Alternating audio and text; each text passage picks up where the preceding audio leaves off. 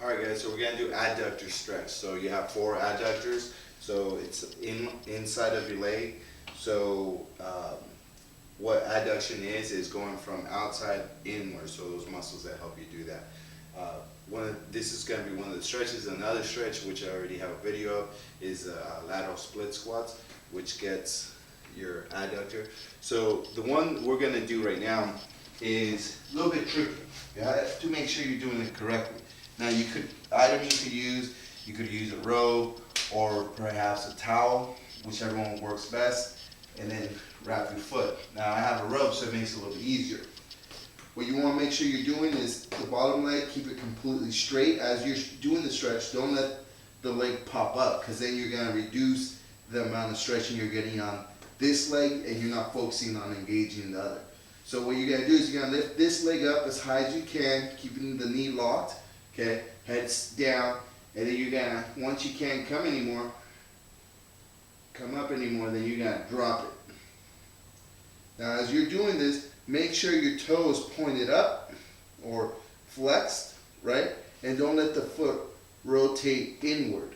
So you wanna keep the femur or leg externally rotated so you maximize the stretch on the adductor, right?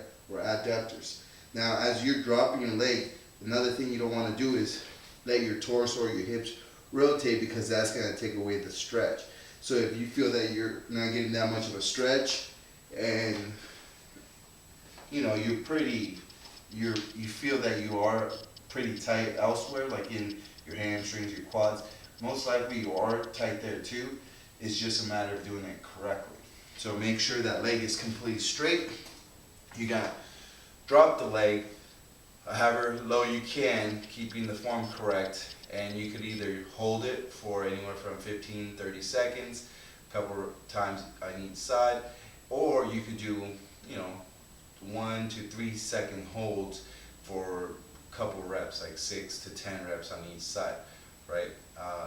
So I hope that helps. The adductors, they tend not to get stretched very often, and people don't associate it with possible inner knee injuries, right? So medial, sometimes your adductors get so tight that puts pressure on your inner part of your knee, and people think, oh, I have knee problems, but actually it happens to be that you just have very, very tight muscles, tendons, etc. So you need to release that tension, and sometimes that let goes of what seems to be the problem elsewhere. So, all right, hope that helped.